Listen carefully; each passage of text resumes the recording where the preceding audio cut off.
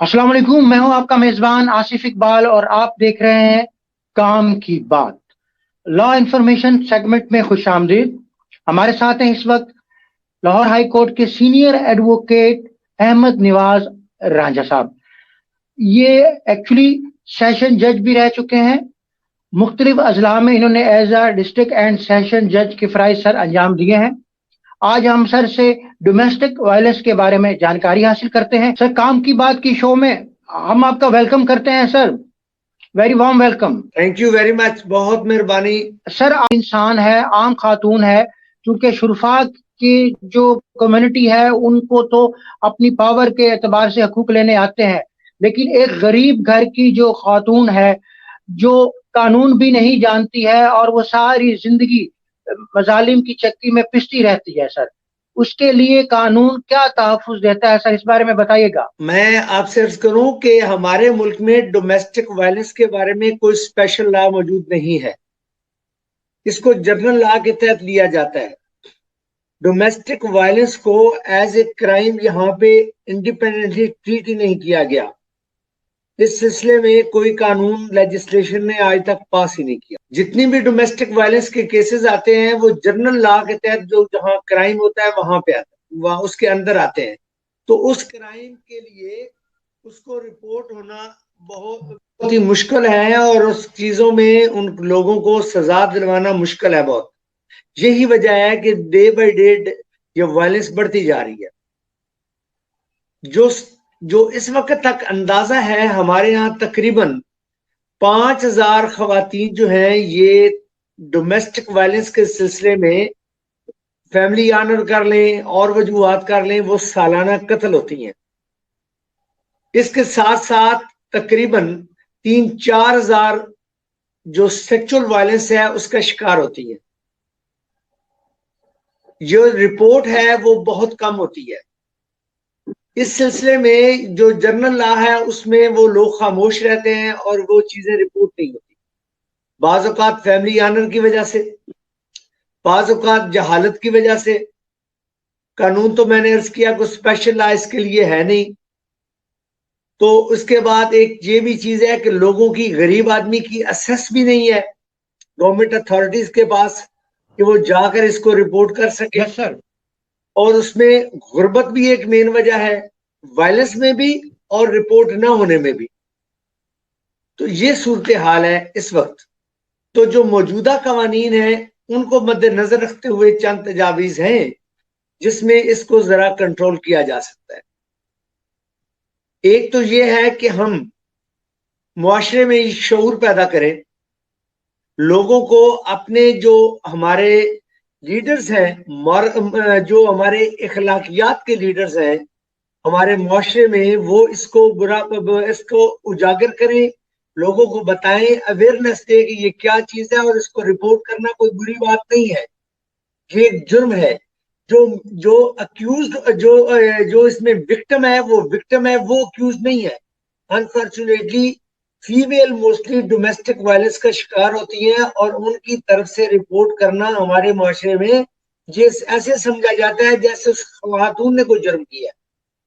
हालांकि इससे मेरा एक सवाल ये जुड़ा है कि गैरत के नाम पर अमूमन बच्चियों को कत्ल कर दिया जाता है, क्या कानून इस बात की इजाजत देता है? कत्ल कानून इस बात की इजाजत नहीं देता। Murder is a murder. गैरत के नाम पे भी वो मर्डर है, वो मर्डर ही है। एक सडन प्रोवोकेशन एक चीज इसमें है, लेकिन उसका भी ये बात नहीं है कि वो काबिल सजा नहीं है, वो भी काबिल सजा है। वो मिटिगेशन में आती है कि ये ऐसे हालात थे, बंदे ने मर्डर किया, उसमें यह सजा थोड़ी सी कम हो जा सकती है।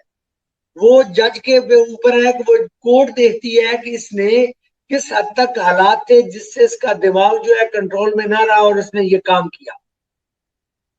तो ये वायलेंस, ये भी जो जुर्म ही जुर्म है, कानून इसकी कतई इजाजत नहीं देता। इसमें प्रॉब्लम ये हो चुका है अब हमारे, जब से ये मर्डर जो है ये कंपाउंडेबल ऑफेंस हो गया है, तो जो फैमिली ऑनर के लिए जो मेल लोग हैं वो एक मशवरे के साथ ये काम करके बाद में इसमें कंप्रोमाइज कर लेते हैं। इसका हल यही है कि जो जहां फीमेल ऐसे अंदाज में कत्ल होती हैं, जहां पे आप इसमें फैमिली ऑनर किलिंग जो होती है, اس میں اس کو نان کمپاؤنڈیبل کر دیا جائے اور جو اسٹیٹ ہے وہ اس میں خود مدعی بنے، تاکہ اس کے وارثان اس کو کمپاؤنڈ نہ کر سکے، کیونکہ یہ سوسائٹی کے خلاف ایک جرم ہے، یہ اس انڈیویجول کے خلاف جرم نہیں ہے۔ تو جو وہ جرائم جو سوسائٹیز کے خلاف ہیں، اسلام کی آڑ لی جاتی ہے ان باتوں میں، جو اسٹیٹ کے خلاف جرم ہے، جو سوسائٹی کے خلاف جرم ہے، وہاں یہ کمپاؤنڈیبل نہیں ہے۔ اسلام میں جہاں کمپاؤنڈیبل اوفینس بنایا گیا وہ ہے وہاں جہاں پرسن ٹو پرسن ہے، جہاں ایک بندے کو مرڈر کیا جاتا ہے، اس کی بیوی، خامند، ماں باپ، ان کے خلاف جرم ہے۔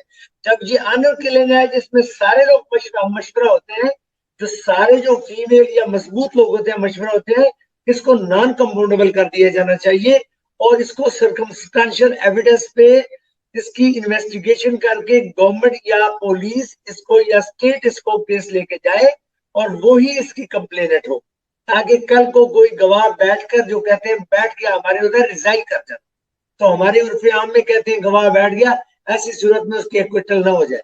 آپ نے دیکھا ہوگا کہ 99.99% آنر کلنگ کے کیس جو الٹیمیٹلی ایکوٹ ہو جاتے ہیں، اور اس سے لوگوں کو حوصلہ ملتا ہے اور اس میں بڑھاوا بڑھتا ہے۔ خامد پر یہ کنڈیشن لاگو تھی کہ وہ اپنی بیوی پر ہاتھ نہیں اٹھا سکتا، اس کو جسمانی تشدد کا نشانہ نہیں بنا سکتا۔ یہ ہمارا لا آف لینڈ ہے کہ کوئی انسان چاہے وہ خامند کے رشتے سے ہو، باپ سے ہو، وہ کسی کو تشدد کا نشانہ نہیں بنا سکتا۔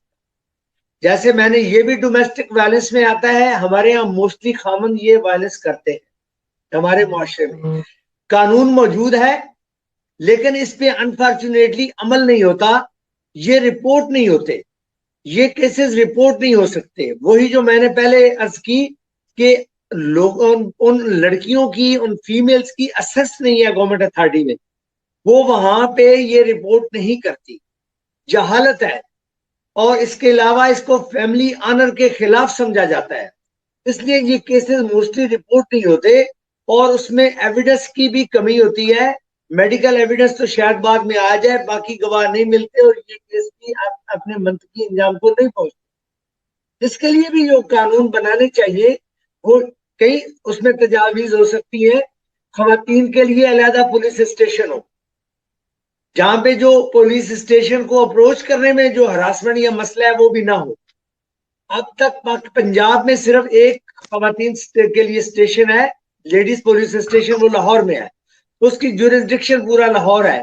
اس کے علاوہ کہیں بھی خواتین کے لیے علیحدہ پولیس اسٹیشن نہیں ہے جہاں خواتین اپنے خلاف کیے گئے جرم کو رپورٹ کر سکے، اور وہاں پہ آفیسر بھی خاتون ہی ہو۔ اور وہ بڑا اچھا چل رہا ہے جو لاہور میں ہے، لیکن وہ لاہور کی حد تک محدود ہے۔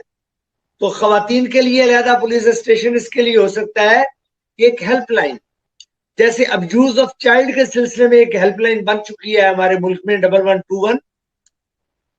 1121 ہی ہے۔ اسی طرح کی ایک ہیلپ لائن بھی بن سکتی ہے especially for female abuse, domestic violence جس میں فیمیل ابیوز ہوتی ہیں، ان کے لیے یہ بن سکتا ہے قانون، ان کے لیے یہ ہیلپ لائن بن سکتی ہے جو ڈائریکٹ لنک ہو پولیس اسٹیشن سے، جو صرف خواتین کو ڈیل کرتا ہو، اور وہ پولیس اس عورت کی مدد کے لیے پہنچ سکے۔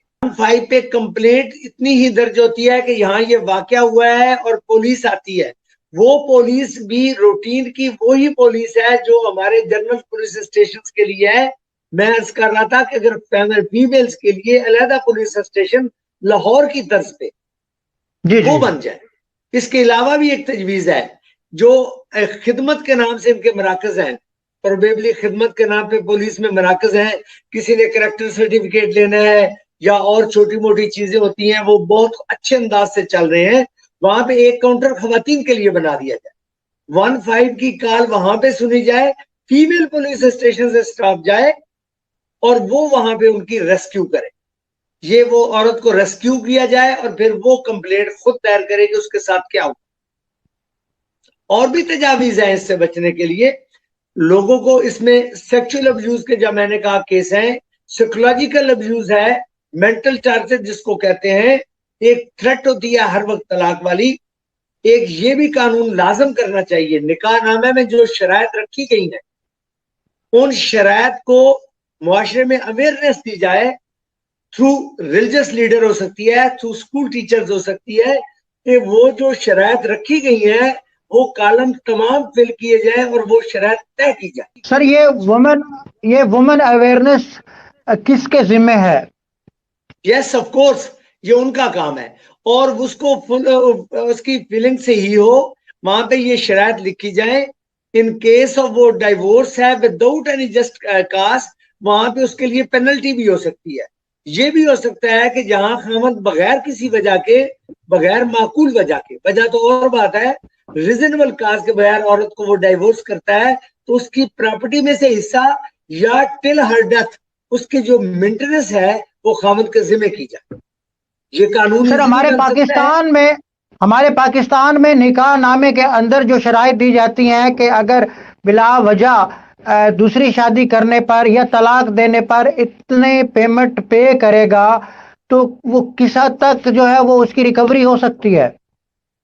بہت آسان ہے اس کی ریکوری کے لیے. فیملی سوٹ جتنے بھی ہیں ان سب کو ایک سوٹ میں ضم کر دیا گیا ہے, اور یہ ایک قسم کا سمری ٹرائل ہی قانون میں ہے جس میں ایویڈنس آن ایفیڈیوٹ اور اسٹیٹمنٹ آف پارٹیز بھی چل سکتی ہے. یہ ڈاکومنٹری ایویڈنس ہے جو نکاح نامے میں شرط دی ہے. اس میں ایک اضافہ ہو جائے کہ اس کی جو پیمنٹ کی گئی ہے یہ بھی ان رائٹنگ ہی ہو, یہ بھی ان رائٹنگ ہو, یا یہ تھرو بینک ٹرانزیکشن ہو کہ ایسے خامد نہ کہہ دے میں نے تو پیسے دے دیے تھے. یہ بھی تھرو بینک ٹرانزیکشن ہو یا ریکارڈ کے تحت ہو کہ یہ ان کو پیمنٹ مل چکی ہے. وہاں پہ بھی یہ شرط دی جا سکتی ہے کہ ایسی صورت میں اتنے پیسے, یا میری تجویز میں تو اس کی موت تک کی اس کی مینٹیننس اس کے خاوند کو دینی چاہیے.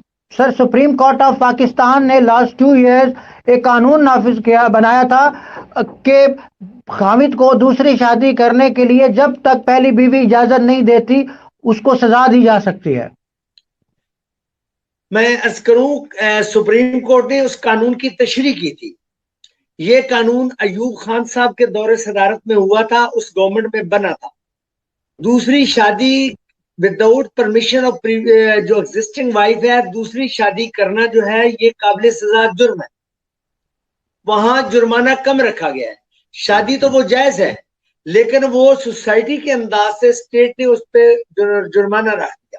سزا 1 مہینہ ہے, تھوڑا سا جرمانہ ہے. اس سزا کو بھی بڑھانا چاہیے اور وہ جرمانے کی جو مقدار ہے اسے بھی بڑھانا چاہیے. پھر وہی بات آتی ہے, جہاں بھی اویئرنیس چاہیے کہ وہ لڑکی یہ بات رپورٹ کرے. بعض اوقات لڑکی کو اگر یہ فیسلٹی مل جائے, جیسے میں کہہ رہا ہوں help line only for female, جہاں سننے والی بھی فیمیل ہو, یہ مل جائے تو وہ لڑکی کبھی رپورٹ کر دے, کیونکہ آج کل تو ٹیلی فون کی ایکسس تو ہر جگہ پہ ہے. وہ لڑکی رپورٹ کر جائے اور وہ شادی جو ہے اس ہونے سے پہلے ہی, بعض اوقات جب کوئی اتھارٹی اس میں مداخلت کرے تو شاید وہ نہ ہو سکے, اور کرنا چاہتا ہے تو کرے, لیکن اس کے لیے وہ سزا کے لیے تیار ہو. 1 مہینہ نہیں, وہ سزا زیادہ ہونی چاہیے, ایٹ لیسٹ 6 منتھ. اور جرمانے کی سزا جو ہے وہ آج کے زمانے کے مطابق معقول ہونی چاہیے. جرمانہ جو ہے وہ کم از کم 1 تولہ سونے کے برابر کر دے, کم از کم. اور وہ جرمانہ جو ہے وہ پے ہو اس فیمیل کو, وہ اس کو پے ہو. اس انداز سے یہ وہ سٹیپس ہیں جو سٹیٹ لے کر ان چیزوں کو روک سکتی ہے. شادی تو وہ کر سکتا ہے لیکن یہ ایک پینلٹی ہے, اس میں کوئی غیر اسلامی بات نہیں ہوگی. شادی جو ہے وہ لیگل ہوگی لیکن یہ پینلٹی اس کے عوض میں as a cost, as a جرمانہ, ایز اے کمپنسیشن, جو بھی اس کو نام دیا جائے وہ پہلی وائف کو اس کو دینا پڑے گا. پرمیشن لے, اس کو راضی کر لے. سر بیوی سم ایشوز کے تحت خاوند کے ساتھ جو ہے وہ ایک گھر میں نہیں رہ سکتی ہے, تو بچے جو ہیں وہ اس کے خواہ بچیاں ہیں یا لڑکے ہیں تو وہ کتنا عرصہ تک اس کے ایز اے گارڈین رہے گی؟ میں جو ماں کا حق ہے بچوں پر, وہ بیٹے پر حق تو ہے 7 سال کا, اور لڑکی پر ہے اس کی پیوبرٹی تک, جب تک وہ بالغ نہیں ہوتی. لیکن یہ بھی کورٹ کی ڈسکریشن ہے ہمارے قانون میں کہ وہ دیکھتی ہے کہ نابالغ کی ویلفیئر کہاں پہ ہے. اس میں کئی باتیں آ سکتی ہیں. عورت دوسری شادی کر لیتی ہے تو اسٹیپ فادر کے گھر میں اس کی ویلفیئر نہیں رہتی. یہ قانون اس پہ موجود ہے.